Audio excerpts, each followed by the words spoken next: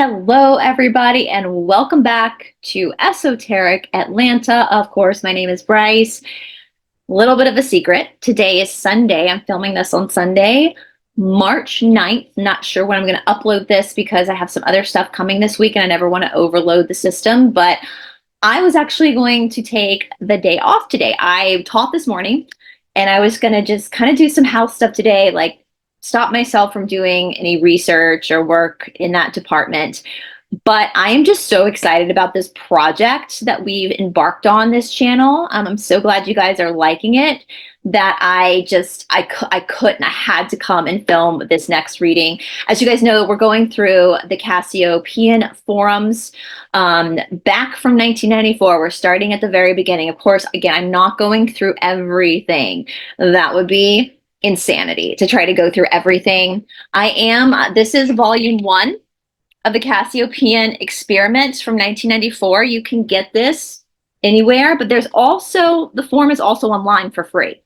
Now, the only difference between the book and the form online is that you have commentary added later by Laura, the channeler of the Cassiopeians. And so that's kind of nice to go back and see what she has to say, reflecting on these readings that happened so long ago and the stuff she's learned since. And so I've got my book open. I am going to also go to the website as well. And as always, this forum is going to be down in the description box so you can look at it for yourself. Again, I've been skimming through 1994. It's just too much to go through everything. I am going to make a note, though, that 1994 is when contact with the Cassiopeians was first made for them. And you definitely see in the reading a little bit of disorganization. That's normal. Like anytime you start something, it's going to get better over time. And so I just wanted to say that in some of these readings, yes, they jump around from subject to subject to subject, but it does get more organized as time goes on. They still work with the Cassiopeians 31 years later. Cassiopeians have yet to be wrong. Some interesting things that I noticed in readings that we're not going to go through, that you can look through yourself if you want, if you go back to the 1994 readings. Some interesting things I have to say about the Bible. One of the things that I found the most interesting, and I'm paraphrasing what they said, is that the Gospels, Matthew, Mark, Luke, and John, that we know were actually created by what was then the 3-letter agency. It was total propaganda. It was created to control the masses. Doesn't surprise me at all. So that's super interesting. Doesn't surprise me at all. I've always said before, or I've been saying now recently, that all these people in our world are like, oh my God, these biblical prophecies are coming true. And my response to that is, of course they're coming true. When you write the script and you control the special effects of the said script, you're directing the movie, then you can make the prophecies come true. It means nothing. It means nothing. So yeah, so they're not huge fans of the Bible. They talk about religions being part of the beast. We did that in our first reading. I'll tag the other 2 readings we've done recently down below so you can listen to those yourself. As always, do your own research. My opinion on the Cassiopeians is that they're pretty trustworthy because A, they don't infringe upon our free will. You see that. They allow people space. They sometimes they won't answer questions if it's going to change any type of free will. And they haven't been wrong. They haven't been wrong. And they never encourage people to do things that are going to hurt anybody else. And so I did get a comment about this being a dubious spirit, and that's fine. That's your opinion, but please don't state your opinions as facts. Stating an opinion as a fact is wokeism, and that's not something that we do on this channel, right? Your opinions are welcomed, but you need to express your opinions as such, as opinions, right? Because people are ready. People are open, and they can make their own choices. And the facts, we know when we talk about things like the Bible, I know where that's coming from. People get very triggered when you talk about the Bible. I've learned that the hard way when I did my look into the missing books of the Bible. My question to people is, what evidence do you have that the Bible is actually the Word of God? You don't have any evidence to back that. It's just your opinion. So what you're doing is you're identifying, I'm going to identify that the Bible is the Word of God. That's no different than what we see in wokeism. It's no different. Any book being the word of God can't be proven as fact. It's all subjective opinion. But with the Bible specifically, we have actual evidence, not just what the Cassiopeians say, but actual evidence, recorded evidence that it is not the word of God. It's been edited over 55 times. The Council of Nicaea in the 4th century hired a bunch of editors to come in to change it. Why would you change the word of God? This is common sense. And so if this is something that's triggering for you, if me reading through the Cassiopeians, this person also accused me of channeling. I'm not channeling. I'm not doing that. I'm reading from transcripts. We're looking at transcripts. Now, what the Cassiopeians want from people is to network. They want to inspire people to go and dig for themselves and find the right answers out for themselves. Okay, so by putting this out there, we're breaking this down. We're talking about this together. It's networking. Okay? As always, do your own research. You don't have to like the Cassiopeians. If there's something about the Cassiopeians that bothers you and you have factual evidence, not opinion-based evidence, but factual evidence, feel free to present it. But otherwise, please don't state opinions as facts. Opinions are not facts. Feelings are not facts. Triggers are not facts. If this triggers you, you don't have to watch. You don't have to watch. All right, and as Ross says in Law of One, your actions are judged by your intention behind them.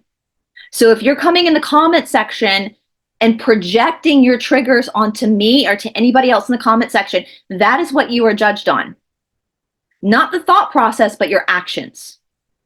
So be careful not to project hate towards me or to anybody else in the comment section because you don't like the fact that we're reading from the Cassiopeians. You don't have to watch this video. You don't see me over on religious YouTube channels leaving nasty comments under religious YouTube channels. No, I just don't. I'm not bothered. If you're comfortable with what you believe, if you truly believe what you believe, it's not going to bother you that other people are expressing opinions that contradict your belief system. But if you're uncomfortable, if you don't really believe what you believe, that's when the trigger comes. I'm comfortable with what I believe. I know God loves me. I know God loves everyone. I know that. So I'm not bothered by the fact. I mean, it makes me mad that preachers are hurting people by manipulating them, but I'm not bothered by their beliefs per se because I know I'm comfortable with what I believe. I don't need approval from other people to believe what I believe. I'm good with God. I'm a huge fan of God. God and I are good. Okay? So with that being said, if you're comfortable with this, please stay onward so we can do this next reading. I realize I kind of want to read you guys the back of this book just so you have a better understanding of the Cassiopeian experiment. So let me just read this first. Some more clarification for people who might be new. So the Cassiopeian experiment, I need my glasses. Hold on, guys. 42 is really creeping up on me with my eyesight. Hold on one second, you guys. Okay, all right. The Cassiopeian experiment is unique in the history of channeling, mediumship, and parapsychology. For years prior to the first Cassiopeian transmission, Laura Knight went to great lengths to study the channeling phenomenon, including its history, its inherent strengths, weaknesses, dangers, and the various theories and methods developed in the past. After having exhausted the standard literature in search of answers to the fundamental problems of humanity, Laura and her colleagues have held regular sittings for more than 20 years. Now it's more than 30 years, okay, since when this book was published. With the goal of applying true scientific standards and critical thinking, Laura began her experimentation with the Spirit Board, chosen for optimum conditions of consciousness feedback it offers.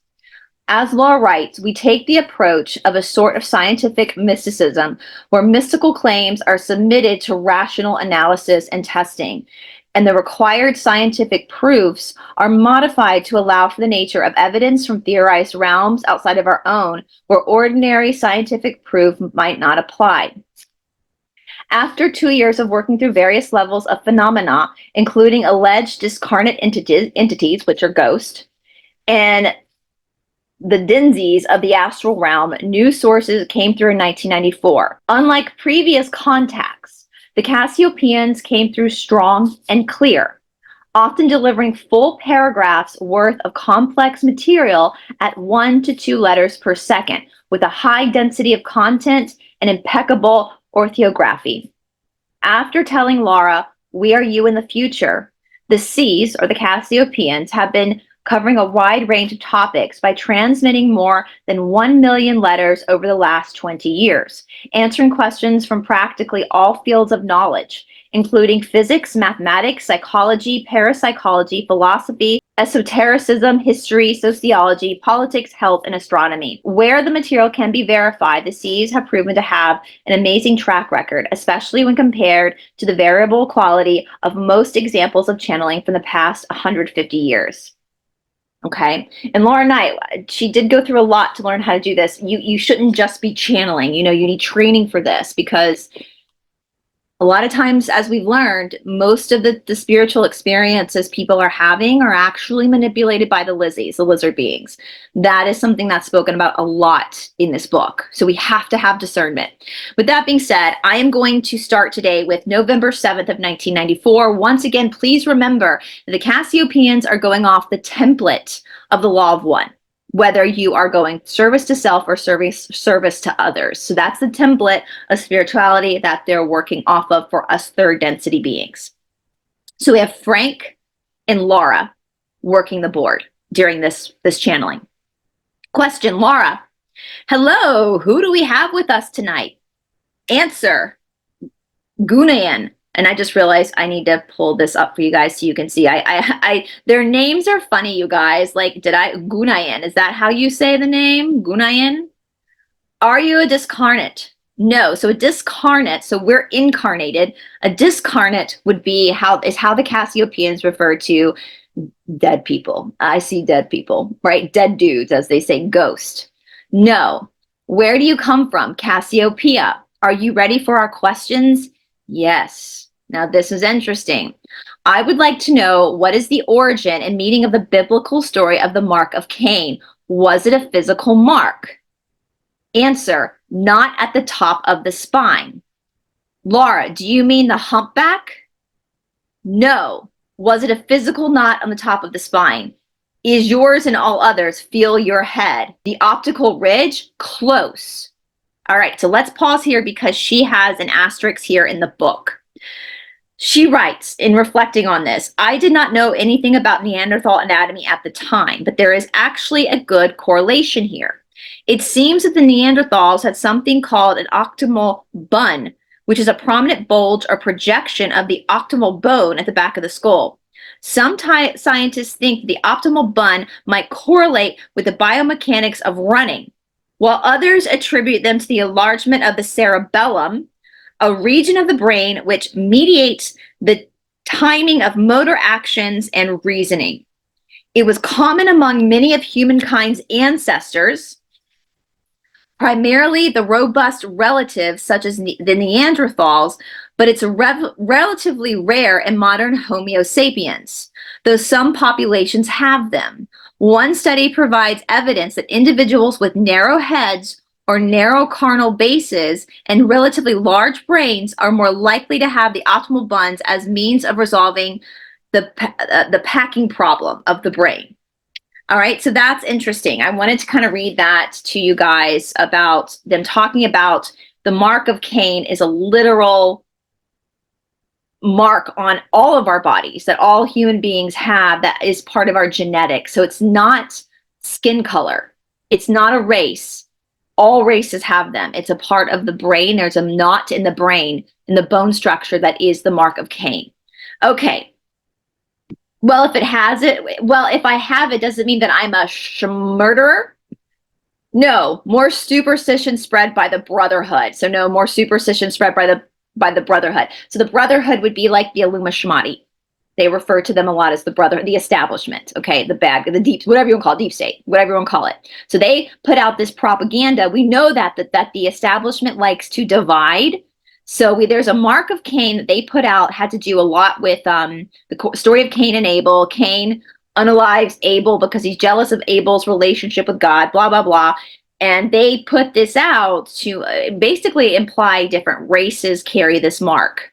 We see this in a lot of religions that come from Christianity, in Mormonism as well. And that's not what the mark of Cain is. But so that was a superstition spread by the Brotherhood. So that's another propaganda tactic to divide us, right? Just like I told you earlier that in some of these past readings, they talk about how the Gospels were written as propaganda by the three-letter agencies of that day to control the masses, okay? Well, what did the mark of Cain signify? Jealousy. Jealousy of whom? All humans. Were there a group of people who were set apart by this mark? No. All it is one of your shortcomings genetically engineered by the lizards. Damn lizards. So the Lizzies were jealous of human connection, human consciousness, and so they marked us. And we know that the Brotherhood or the Illuminati answer to the Lizzies, the 40 negatives. So, makes sense to me. Makes sense to me. What is the Ark of the Covenant? A power cell. Power cell. That's what the Ark of the Covenant is a power cell. What is the origins of this power cell? Lizards giving to the Jews to use for manipulation of others. I mean, I know a lot of people's indoctrination runs deep, runs real deep. It's supposed to run deep, right? Like, if Christians weren't triggered by this, then the Illuminati didn't do its job, right? Religious programming is supposed to trigger you so that you come and attack people like me for telling you this information. You know, but if you know the law of one and you know what to look for, the red flags of service to self versus service to others, and you go back and read the Bible is one big red flag of service to self. Service to self, the darkness. Why? Because there's a pecking order. First and foremost, there's a pecking order. Elitism is of the darkness. Of the light, we're all effing equal. Every human life is equal value in the light. But what do they say in Christianity? Who are the chosen people?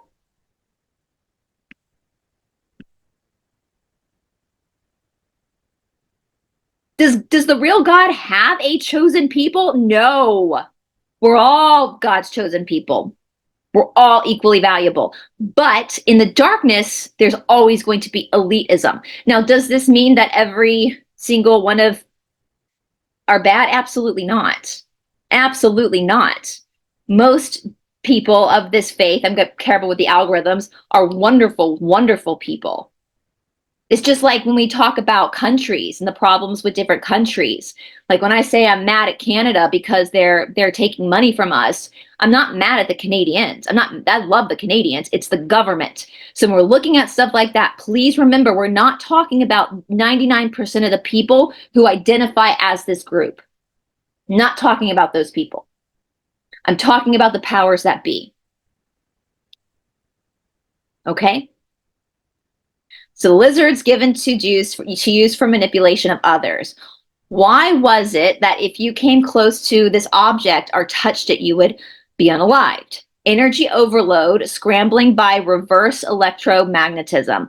What is reverse electromagnetism? Turn inward. What effect does it produce? Liquefaction of matter. Well, that's pleasant. This cell was kept in an ornate box of some sort. Is that correct? Yes. Why is it only the priests could handle it? Only those who would not try to use it for selfish reasons. But then did it just coming near it injure a person? Yes. Well, why are these individuals able to come near it? Non-selfish energy field. So it could tune into thought fields. Yes. All right. Let me make sure I'm not.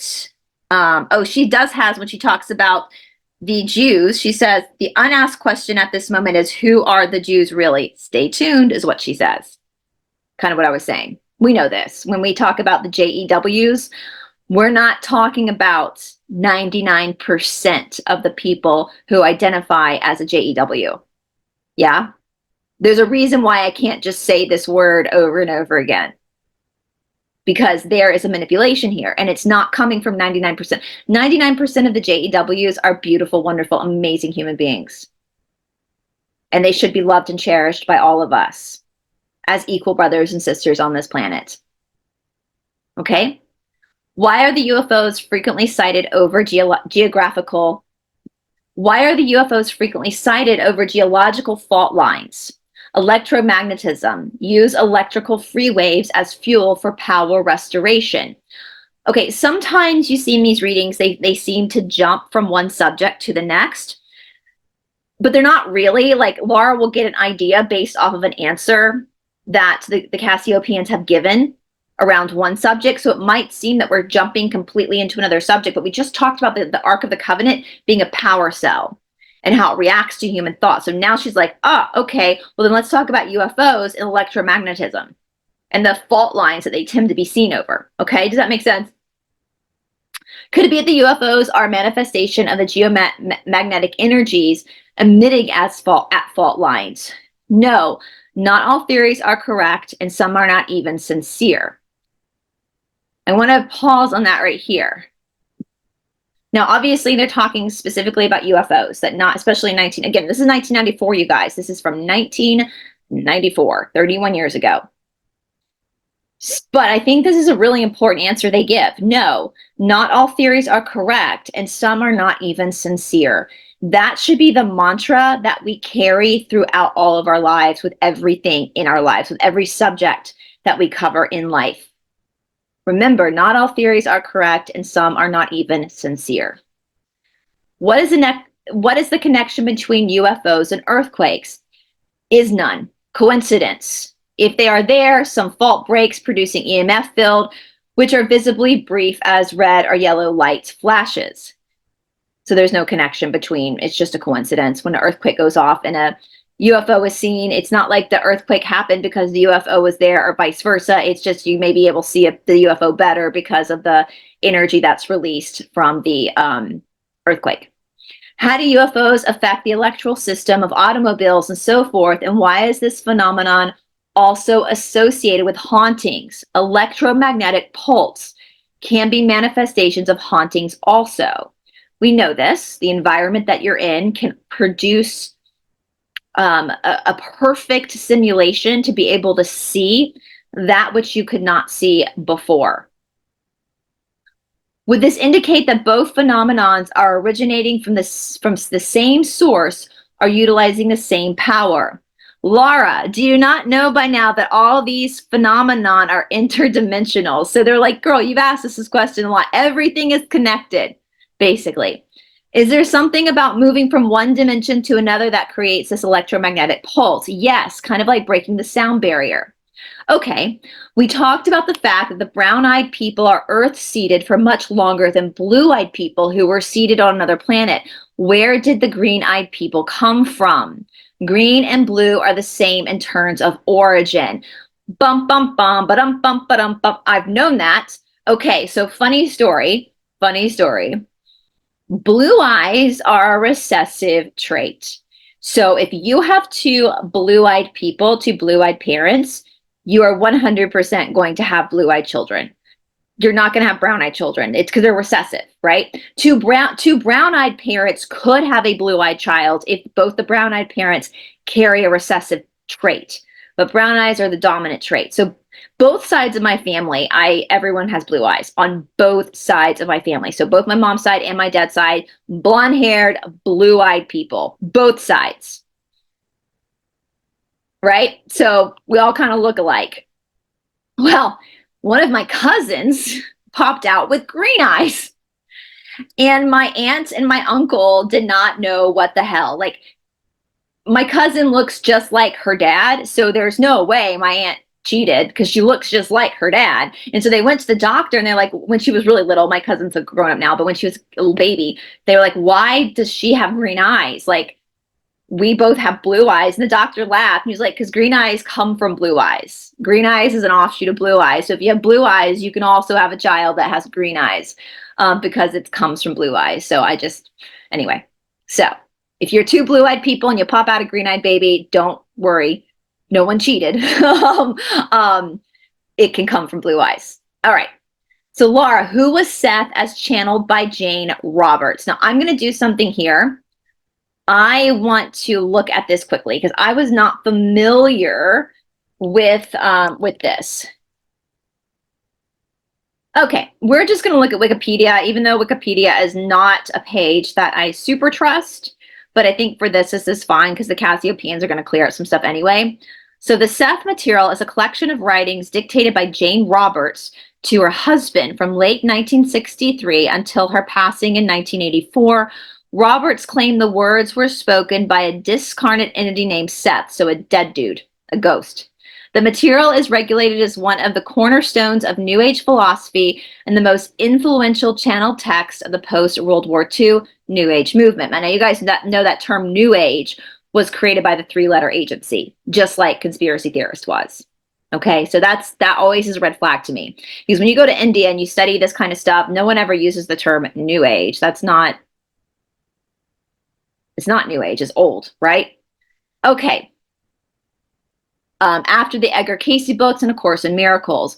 John Kilmo writes that the Seth books were instrumental in bringing the idea of channeling to a broad public audience. According to the scholar of religion, Catherine Alabansi, I hope I'm saying the last name right, the 1970 release of the book, The Seth Material, launched an era of national-wide awareness of communicating with other than human entities, contributing to the self-identity of the emergent New Age movement. Study groups formed in the United States to work with the Seth material and now are found around the world, as well as numerous websites and online groups in several languages, as various titles have been translated into Chinese, Spanish, German, French, Dutch, and Arabic. John P. Newport, in his study of the influence of New Age beliefs, described a central focus of the Seth material as the idea that each individual. Let me start again. John P. Newport, in his study of the influence of the New Age belief, describes the central focus of the Seth material as the idea that each individual creates his or her reality, a foundational concept of the New Age movement first articulated in the Seth material. In late 1963, Jane Roberts and her husband, Robert Butts, experimented with a Ouija board as part of Roberts' research for a book on extrasensory perception. Roberts and Butts claimed that they began to receive coherent messages from a male personality on December 2nd, 1963, who later identified himself as Seth. Soon after, Roberts reported that she was hearing the messages in her head.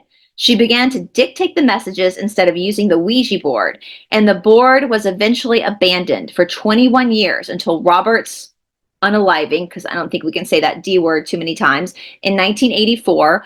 With a one-year hiatus due to her final illness, Roberts held regular sessions in which she went into a trance and purportedly spoke on behalf of Seth. According to Roberts, Seth describes himself as an energy, personality essence no longer focused in physical matter, who is independent of Roberts' subconscious. Although Roberts expressed skepticism as to Seth's origins, frequently referring to Seth's statements as theories. Roberts claimed that Seth indicated he had completed his earthly reincarnation and was speaking from an adjacent plane of existence. The Seth personality described himself as a teacher and said this material has been given by himself and others in other times and places, but that it is given again in new ways for each succeeding generation through the centuries. Unlike the psychic Edgar Cayce, whose syntax when speaking in trance was antiquated and convoluted, Robert's syntax and sentence structures were modern and clear when speaking as Seth. Roberts often sat in a rocking chair during sessions, and she would occasionally smoke cigarettes and sip beer or wine. After she claimed to not remember the context of the session, and she would often read the transcripts or ask what Seth had said. Okay, so the core teachings of the Seth material are based on the principle that consciousness creates matter. That's a very old concept that we see in all these old teachings, right? And that each person creates his or her own reality through thoughts, beliefs, and expectations, and that the point of power through which the individual can affect change is in the present moment.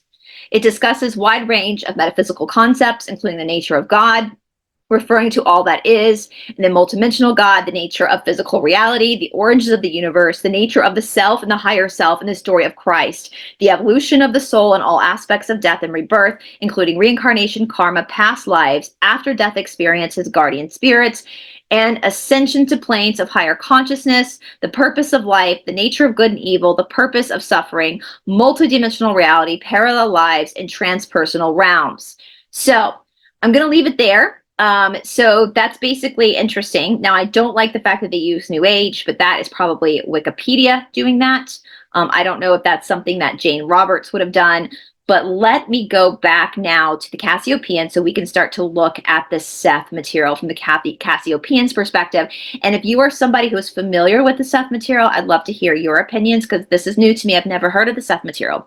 Okay, so who was Seth, channeled by Jane Roberts? A higher plane earth spirit.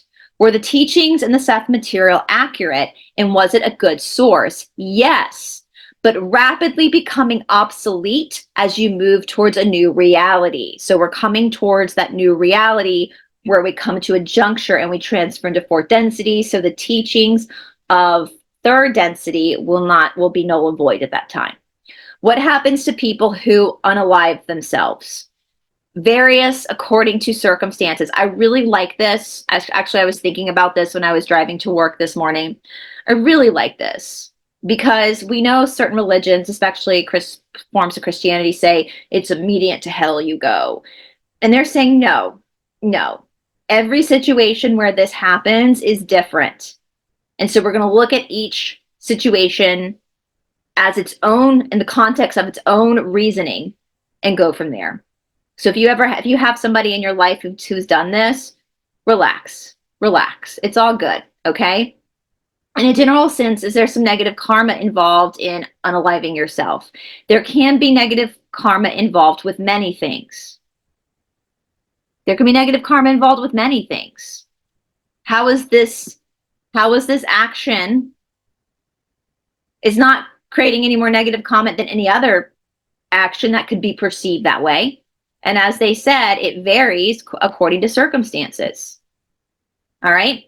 What about the unaliving penalty? We'll say the ultimate penalty.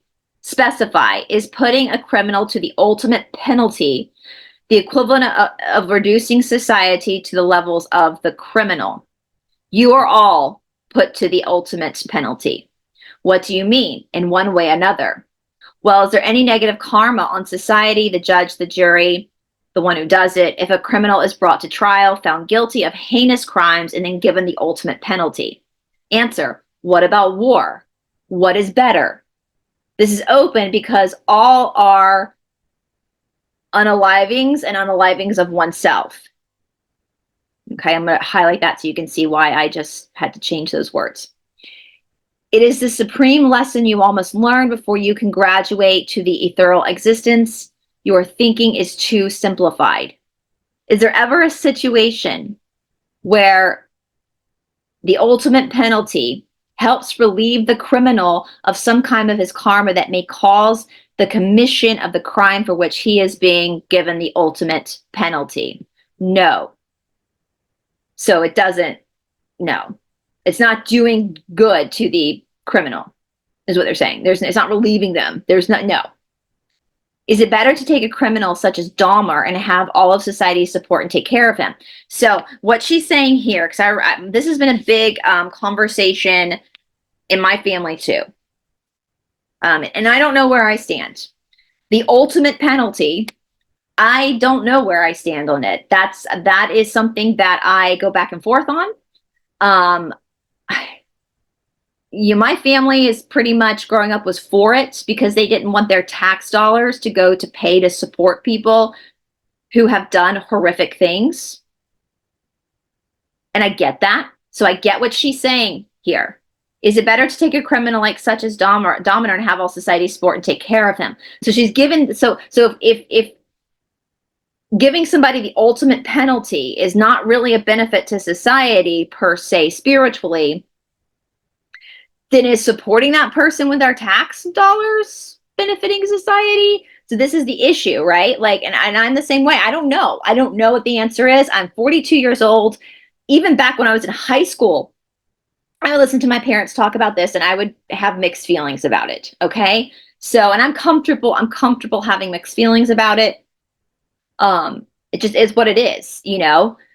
Now, their answer is these are all past issues, will be resolved soon. Now, so there's an asterisk here because remember, my friends, this was in 1994. We're talking about Jeffrey Dahmer here. So there's an asterisk here.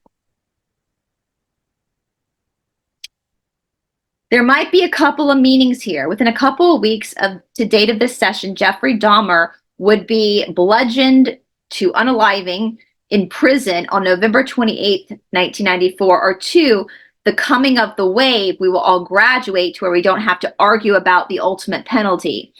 I give the C's a small cigar for this one. So she's saying, okay, they either said this, they either answered this question in reference specifically to Dahmer, because he was unalived on November 28th. This is November 7th, I believe. Yeah, November 7th. So they didn't know that that was coming. But it could also mean, like, in the greater scheme of things, we're going to be riding the wave into fourth density. So we're not going to have to worry about such petty third density stuff, such as the ultimate penalty. Okay. Are there other physical creatures on this planet which have souls? All do. Is the human soul different from, say, animal souls? Of course. Are there any other physical creatures on Earth which have souls like human souls? On the same level, so to speak? No. All right, so what does this mean for those who are not familiar with the law of one? So the law of one talks about how the soul grows in consciousness. We start off in first density, move to second density, move to third density. Then after third density, it splits. There's a fork in the road. You either go fourth density positive or fourth density negative, fifth density positive, fifth density negative, and then it all comes back around to the sixth density. That's why it's called the law of one, right? So every density has a purpose. And I believe second density, which is what animals are, the purpose is understanding the self. So we think about that. So a lot of times with animals, their last incarnation as a second density being, from what I understand, they become a pet in your house. So like my dog, Ravi, who's sleeping on the bed right now. He's a wild dog. We rescued him from India, but he has come in. So in a pack, they understand each other by means of the pack. But when you bring an animal into your house, you give them a name, you take care of them, you show them unconditional love. So they start to first recognize themselves by a name. So they start to see themselves as a separate entity from you. So they're having that self-awareness. And they're also understanding living in communication that doesn't have to do solely with survival like they would in the wild. And so everybody has a soul, but the soul's purpose in different density is to achieve different refinements. So that's why they're saying that the animals and the humans and the trees all have different variations of souls, because we're all at different variations of consciousness. Neither one, I say it this way. If you have children, if you have a first grader and a fifth grader, you've got a kid in first grade and you got a kid in the fifth grade. Is your fifth grader more important than your first grader because they're at a higher academic level? No, of course not. Of course not. It's just where they are and they're learning and they're learning train, right? So it doesn't mean that animals are less valuable than humans. We're equally valuable. It's just where their consciousness is and their soul is in that moment of evolution, if that makes sense. All right. Well, I have heard that dolphins, porpoises, and whales have very advanced souls. Is this true? All souls are advanced. So he's just saying what I said. All souls are advanced. They're just at different stages of learning. This idea of advanced is an ego idea, right? It's not real. But are whales sentient, thinking, self-aware as humans? Apples and oranges. So he's saying it's just apples and oranges. Both apples and oranges, they're just different. Yeah? Well, since whales are so big, do they have bigger souls? Irrelevant. Irrelevant. The size of the incarnation does not give you the size of the soul. Is there any way to communicate with whales or dolphins, and is there some way to communicate with whales or dolphins, and can one find a way to translate the differences and have a reasonable, intelligent exchange with a whale or dolphin or even an elephant? You don't need to converse with when a higher telepathic level. So if you're able to read the energy of the animal, like I know when my dog is sad, I know when my dog is happy. I don't have to have him tell me that. Yeah. Dolphins and whales communicate telepathically. Yes. So do dogs and cats and snakes, etc., etc. Only humans have learned the superior art of verbal communication. But at the same time, verbal communication can be quite limiting. Is that correct? That is the point. So you were being sarcastic with me, weren't you? Humorous. Do whales form long-lasting bonds and feel love? Yes. Do dogs feel love? Dogs feel love at need as love. It's still love, but they feel need. So when they feel like they need you, that's the feeling that they associate with love. Who would make okay, so this is going back to 1994. So let's go ahead. I'm going to put this down there. I don't want to go get into politics that have already come to pass. So let's go ahead and go down to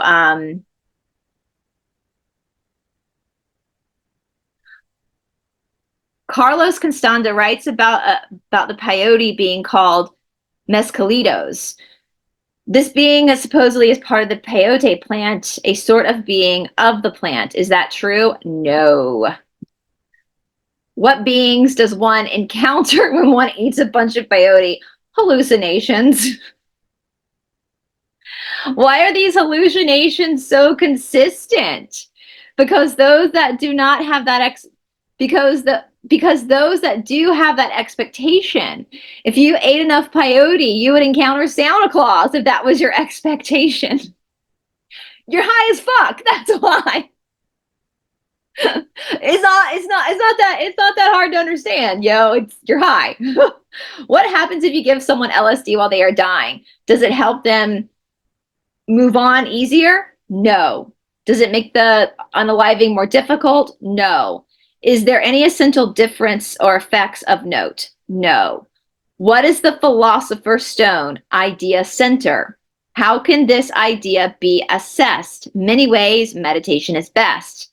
Is there any visual image of the Philosopher's Stone that one could use to access in meditation? Yes, diamond or prism. Was there or is there such a thing as a literal physical Philosopher's Stone that can transmute lead into gold? No. Has anyone ever been able to transmute lead into gold by any means? Everybody is able. How? You must discover this for yourself. So I'm talking about guys. They're not going to get involved in our karma. You got to figure it out for yourself, boo. We're not going to help you. You got to figure that out for yourself. That's inner work.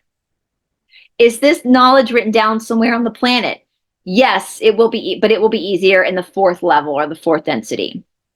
Saint Germain claimed to be able to transmute lead into gold. Was this true? Yes.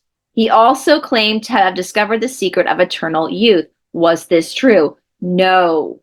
No. No. Did he die like everybody else at the regular age? Yes. So Saint Germain is not alive, floating around. He died. Is Elizabeth Clare prophet channeling Saint Germain? No. I don't know who that is, so let's look her up. Elizabeth Clare prophet. We're just going to do Wikipedia again because it's good enough for this purpose.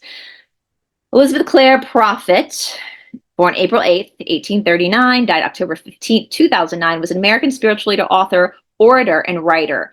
In 1963, a lot was happening in 1963, right? Wasn't it? She married Mark L. Prophet after ending her first marriage, who had founded the Summit Lighthouse in 1958. Mark and Elizabeth had 4 children. Elizabeth, after her second husband's passing on February 26, 1973, assumed control of the Summit Lighthouse. In 1975, Prophet founded Church Universal and Triumphant, which became the umbrella organization for the movement, which she expanded worldwide, in which she has been described, including by Prophet, as New Age. She also founded Summit University and Summit University Press in the late 1980s. Prophet controversial called on members to prepare for the possibility of the NWAR at the turn of the decade, encouraging them to construct fallout shelters. The failure of the prediction was a setback for the church, resulting in a loss of membership. In 1996, Prophet handed day-to-day operational control of her organization to a president and board of directors. She maintained her role as a spiritual leader until her retirement for health reasons in 1999. As of the 2020s, videos of her sermons play an important part of the church's religious work. I think I've heard of this woman, actually. Okay, you guys, let me know if you guys want me to do a deep dive into this woman. Because wasn't she like a cult leader? Is this the same woman? My mind's jogging. She's kind of problematic. I hate to use that word. That's a very new word, problematic. But if you guys want me to go more into her, I will. And I just want to clarify too, like, I know we want to get back to these deep dives, but I feel like right now, because we're at the precipice of what's going on and what the Cassiopeians have predicting in the Law of One, I feel like it's kind of important to like dig through this stuff and kind of do on the spot research with you guys, because like it's getting down to the wire of what's going on. And it's all down to spiritual stuff now. And so I think it's really important that Laura was pulling up these leaders and asking these questions just about their spiritual teachings. Nothing personal about them, but about their spiritual teachings to help us understand. And as I said, the one big thing I've got getting from these readings, I know I've said this before, is that if you think you're channeling, you always have to take it with a grain of salt, because the Lizzies love to manipulate. So even if you're like 99% sure that Jesus himself came down and had a conversation with you, you still need to have a seed of doubt there that it could have been a Lizzie trying to manipulate you, especially if you have persuasion over others. All right, so we've got to be very careful. And so that's, again, why I feel like it's so important for us to go through these right now as we gear up. There's so much going on in the world.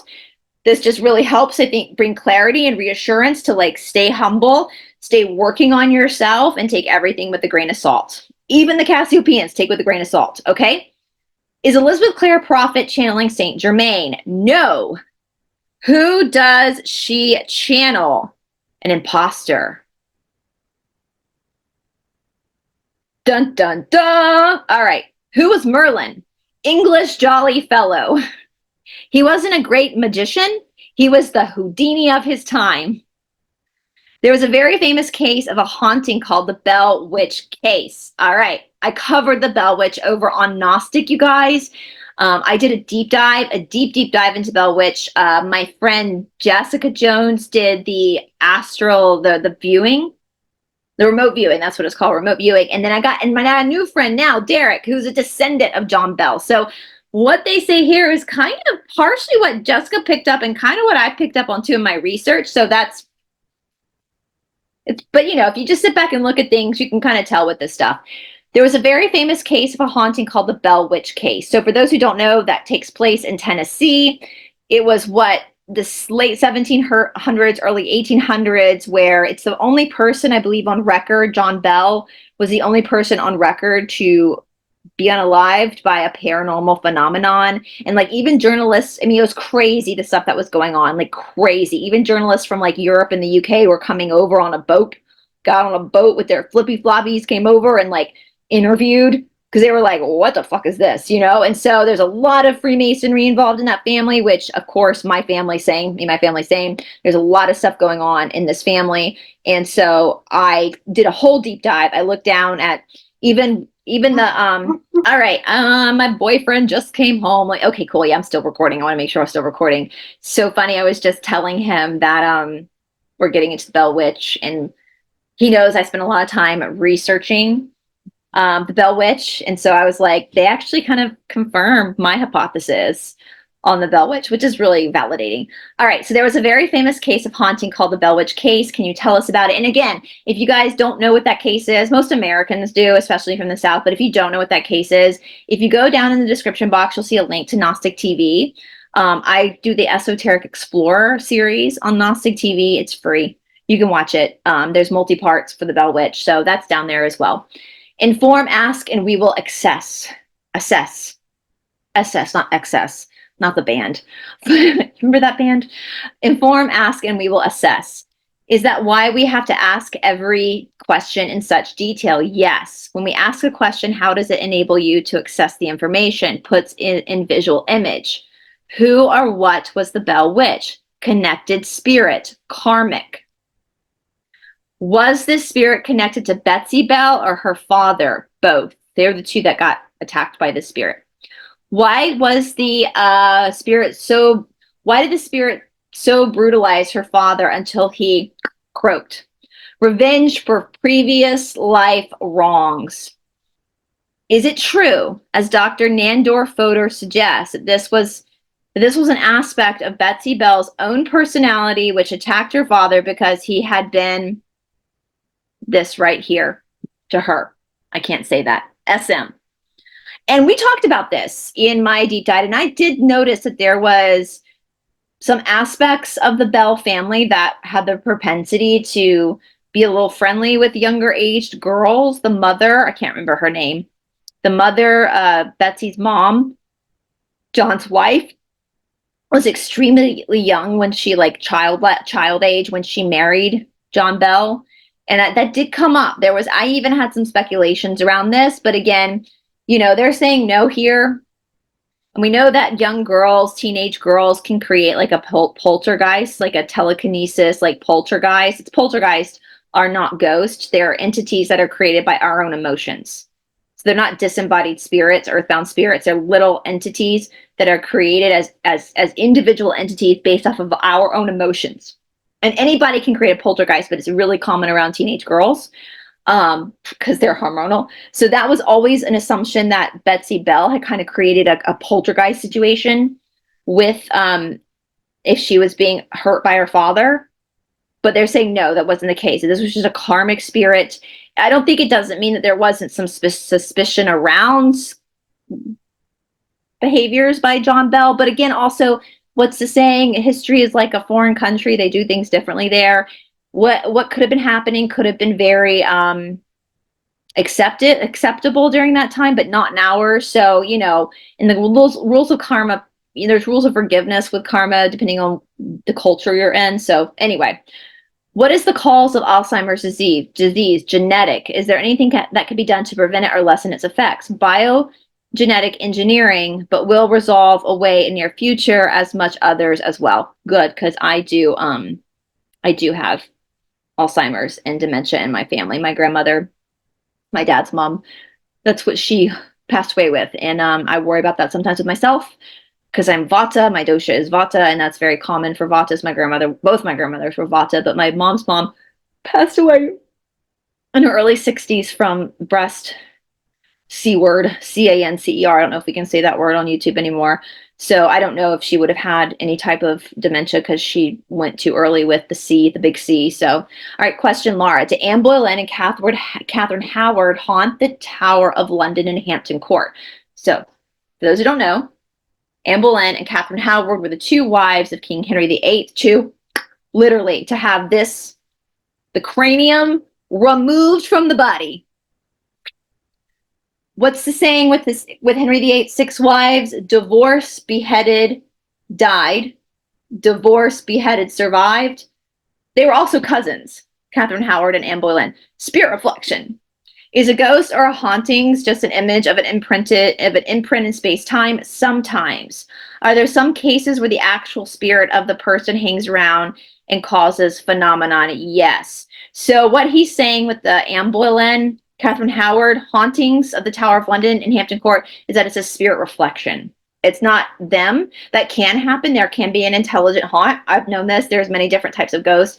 There could be an intelligent haunt, but there's also can be like a spirit reflection, which is basically like a photograph in time. So sometimes things are so stressful, and for them, obviously it would have been because, you know, that was coming for them, that the energy will like take a picture in time. And so when some people are seeing ghosts, they're actually seeing like a photograph, like a hologram of the energy of that time, and it's not intelligent, it's just a hologram, okay? So that's what they're saying this is here. Are there some cases where actual spirits of a person hangs around and causing phenomena? Yes, it's intelligent hauntings, that's what I just said. Can they do this for untold centuries? Yes, because there is no time. Is T.C. Lethbridge's theory about dowsing correct? Yes. Is it possible to douse things in other dimensions by lengthening the string? Yes. Is it possible by using this techniques to douse winning lottery numbers? Difficult intentions must be pure. Is it very difficult to have pure intentions about money? It's very difficult to have pure intentions about money, isn't it? But if theoretically one did have pure intentions, would they be able to douse numbers? Tall order, but yes. I want to also talk about dowsing because there's a lot of like TikToks and Instagrams where they're using the dowsing rods. Have you noticed that they're never correct? Like they'll get an answer from spirit, but then the event will happen and it's the opposite of what spirit said. So when it comes to dowsing or channeling or anything like that, because when you're even your pendulums, because it's picking up your energy, it's using your energy to swing or to douse. I feel like dowsing and that kind of stuff is only accurate or close to accurate when the person holding the instruments does not know really what the question is. They're just asking the question, but they don't really know like what it, they have no emotional ties to it. So, because otherwise it's going to manipulate whether you're subconscious, it's subconscious or not. Are lottery numbers fixed? Everything is at some level, but choice is at what level will be experienced. Recently, I read an article about a burst of gamma rays in the upper atmosphere. What are these bursts of gamma rays? Increasing energy with approach of wave. I want to go back to this though. Everything is at some level. That's karma. That's your soul contract. If it is in your soul contract to win the lottery, you're going to win the lottery. Like maybe your soul is like, you know what, I need to refine my relationship with money. So I'm going to put this in my path so that I can learn the lessons of this, All right. So there's a burst of gamma ray. So these bursts of gamma rays are not effects of battling UFOs in other dimensions. No. That's funny. No, they're not battling. They're just building up. Like it's energy. It's like a warm up, right? It's like you go to the gym and you start to warm your body up so your body can create extra energy to carry you through the rest of the workout. That's what's happening in the atmosphere. The atmosphere is these gamma rays are building up to create the energy needed to propel us into that fourth density. Why are there so many crop circles in Britain? Window. Why Stonehenge was built there? What is the relationship between UFOs and clouds? Can create clouds or appear as clouds, but no other relationship? What is ball lightning? Electromagnetic spark passed from fourth to third density.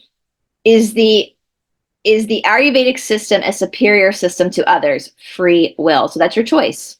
I think the Ayurvedic system is the best system for medicine, personally, but that's my free will choice. What are the implications of the fact that the Lizzies worship the physical universe? Self-service. That makes sense.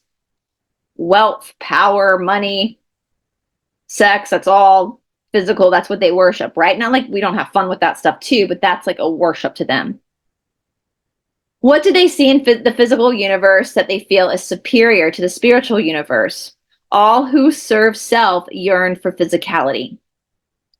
These bodies they are creating for themselves. Are they creating some kind of super physical being they can then move into and occupy, which will have very advanced abilities and would enable them to serve self better, longer, or more completely? Completely, yes. Okay, so they're developing, trying to. Well, look, we see that, right? We see that now with the lab-grown humans and genetic engineering and all that kind of stuff, that this is coming from the Lizzies. Instead of allowing karma and genetics to give us our inheritance, we look at that like I feel like I got some pretty good genes. Like I have some health issues, but who doesn't? We're all in bodies. But I feel like I got some pretty good genes from my parents. Like I come from real smart people. Both of my grandmothers were university graduates at a time when women didn't really go to college.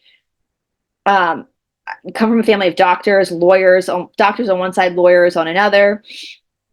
I feel like looks wise, I feel like I got some pretty good looking people in my family. So I'm pretty happy with it. I'm pretty athletic, I'm smart. I feel like I have a good physical genetic body that I was given naturally through my parents. Are there things that I would change about my body? Absolutely. Absolutely. Who wouldn't?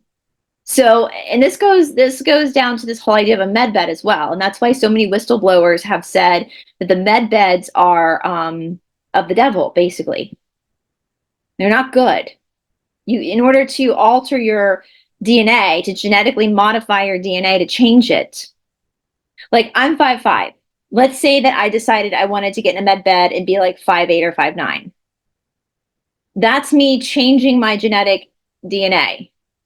Now, I have tall people in my family. The Watson side of my dad's side of the family, my grandfather was like 6'5". My dad's like 6'4". My great aunt, my grandfather's sister, my great aunt Jane, she was 6 feet tall. Like they're big people, big hands. Like they're mountain people. They're from Knoxville, Tennessee. Like they're mountain folks. Um, I got my bone structure is my mom's side of the family for the most part. Um, smaller bone. Like my hands are very feminine, a small wrist. In fact, my dad's dad, my paternal grandfather, the 6'5" one, Big Ed, he was called, Ed Watson. I have a memory. I was like in high school. I was probably like 15. And my dad's parents came over to our house. And I remember we had this like bar in the kitchen. Like the kitchen was here and there were bar stools. We used to eat our breakfast there. And then the kitchen table was there. I remember like leaning on like standing in the kitchen as they walked in. I had my elbows on, just kind of like leaning like this on the counter. My grandfather sat down on the bar stool. So he was sitting opposite me, like if you were sitting opposite me. And I had my hands, and I remember my grandfather picked my hands up at 15. And he just like looked at my hands and held my hands. And he was like, Bryce, when I found out I was going to have granddaughters, he's like, I just prayed to God that my granddaughters got their mama's side of the family's genetics when it came to height. He was holding my hands and he was like, you have such beautiful feminine hands. And he was like, I was so worried that my granddaughters would inherit the Watson hands, and I would have these granddaughters, because his sister, my great aunt, was 6 feet tall, and he would talk about how that was hard for her growing up. Anyway, so those genetics, to get back what I'm saying, those genetics to be super tall, I carry those genetics, even though they're not in me. Like I'm 5'5", I'm more like my mom's side of the family, more average height for a girl. Those I could have, if I had a child, I could have a child that would pop out. I have a cousin, my dad's sister, my Aunt Elizabeth, one of my cousins, my male cousins, he's like 6'5".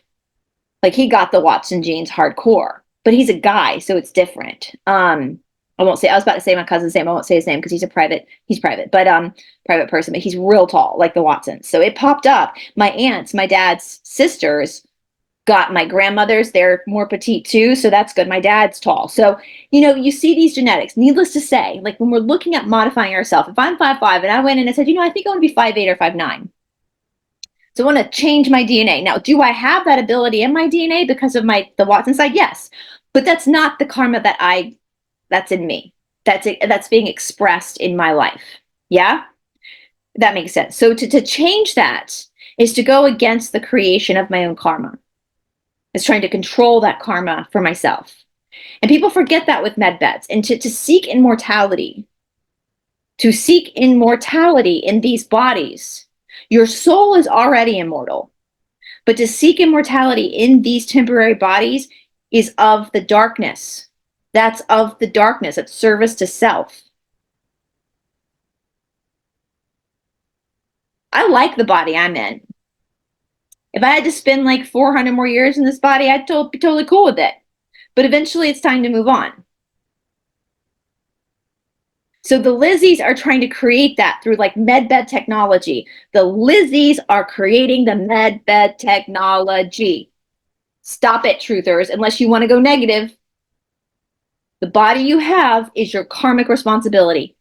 And it drives me crazy. I see people being like, oh, I want to lose weight in the med bed. Why are you waiting to lose weight in the med bed? Are you that fucking lazy and entitled? Join the rest of us and actually eat healthy and exercise. Are you special? Is it just, are you different? Are you entitled? Do you see yourself as special that you don't have to go through the same hard work that we go through to be a healthy weight? I mean, come on.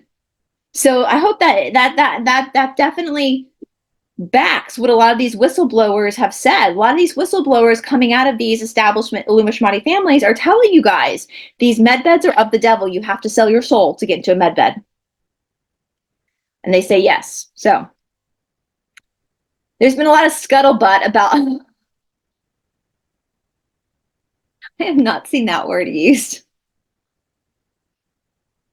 Sounds like a word my grandparents would use. There's been a lot of scuttlebutt. I'm gonna add that back into my vocabulary. I'm definitely gonna add that word back into my vocabulary. Look at all this. There was a lot of scuttlebutt happening in Washington, D.C. All right, can we start a slogan? Make scuttlebutt a word again. There's been a lot of scuttlebutt about Walt Andrus, the head of MUFON. Should I read all these? I don't know if I can say these words. Okay, so head of.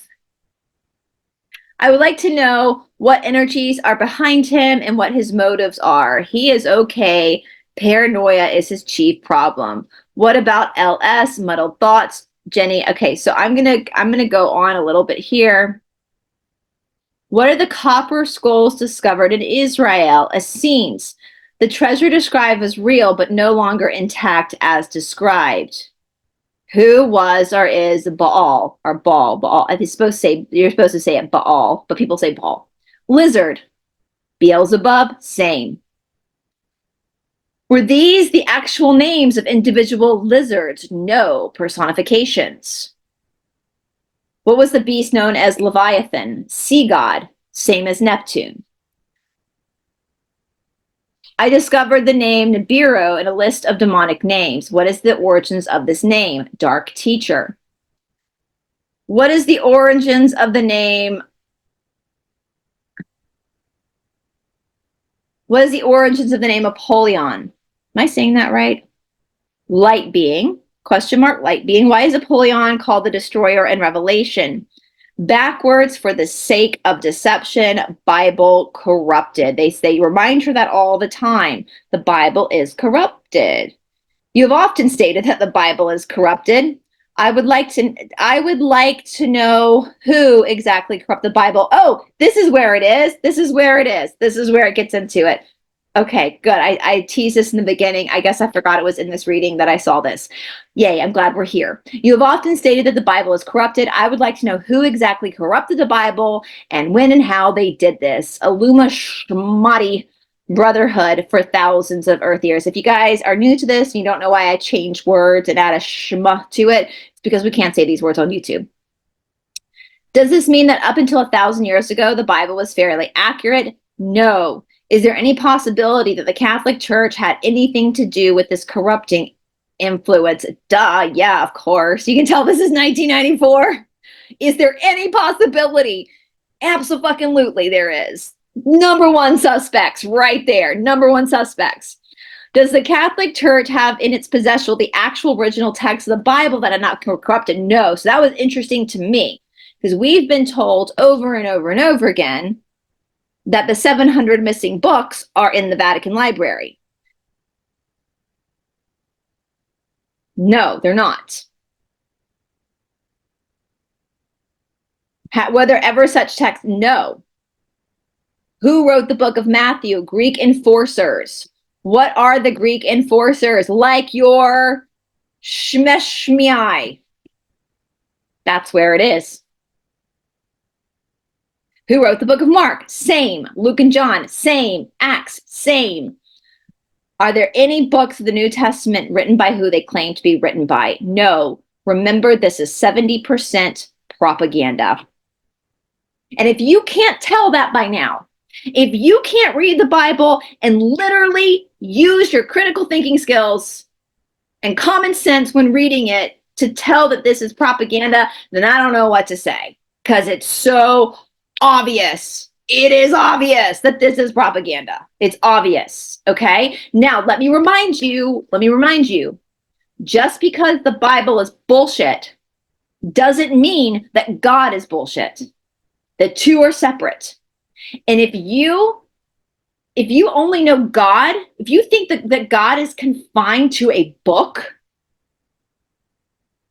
then you're a special kind of stupid. I hate to say it that way, but if you think God is confined to a effing book, then you are a special kind of stupid. You don't need a book to know God. You don't need a book to know God. Okay? Is 30% in the true or actual teachings? Close enough. You must decipher from instinct through meditation. So you got to think about it, right? She goes into her son. Now, I've said before, they don't really like talking about personal stuff because they want to only work for the sake of helping humanity, like what's going to impact the greater whole. But sometimes they allow for them to ask personal stuff. And for this, I think this is when they allow this, it's because whatever situation Laura is talking about, even though it's personal to her, it can impact all of us and we can translate it into our own lives to start to understand how karma works better, if that makes sense. So why does my son's leg start giving him problems at around about the age of 3? Reflection of past life, leg was torn off at unaliving. So he was in Vietnam. I'm going to have to be careful how I say that. He was in Vietnam. This was 1969. Name was George Raymond. Okay, that's pretty specific. Is there anything that can be done to help him release this problem? Will be difficult. Is his past life very strong for him? Yes. Is it stronger than in the other children? Yes. Will hypnosis help him to release this? Yes. How old was he when he was 25? Was he married? No. Why did he pick me to be his mother? Previous life connection. In his previous life, was he abducted by aliens? Yes. What country did he live in? Which lifetime? When he was USA. What about the lifetime when he was connected to me? When was that and what was the relationship? 1600s brother. Does his leg cause him pain? All violent deaths reflect difficulties in next incarnation. Is that why I have so many difficulties? Because of violent? Yes. How did I, in my past life, head hit pavement? How is that reflected in this life? Non-specific pains in body. You have a lot of those because of the violent trauma. Scars of the soul, so to speak. Yes, exactly. Does Frank have physical aches and pains because of trauma? Mental in his case. What brings it on? Continuation of past lives, victimized by many, left unresolved. What could he have done to resolve that in his past life? Fought back. Is Frank telling the truth when he says he has no repressed anger? Yes. But how can he fight back if he has no anger to fuel the fighting? Does not need to. Not the problem exactly. Different circumstances now. Needs to be patient and ride out the storm. This situation will pass. Open. Will pass if can withstand. Didn't last time. If he doesn't write it out at this time, does this mean he has to come back to third density and do it over again? Yes. So that is why it's so important for us to finish our work in this life, you guys. So anyway, I hope that was interesting. I've got some more readings I'm going to work on this week. Again, I hope you guys are enjoying this. Let me know your thoughts. Please be kind in the comment section. Please do not express opinions as facts. And again, if this is something that you don't like and this triggers you, then you don't have to watch it. Simple, simple, simple as that. You don't have to watch it. All right. I'll see you guys soon. Bye, everybody.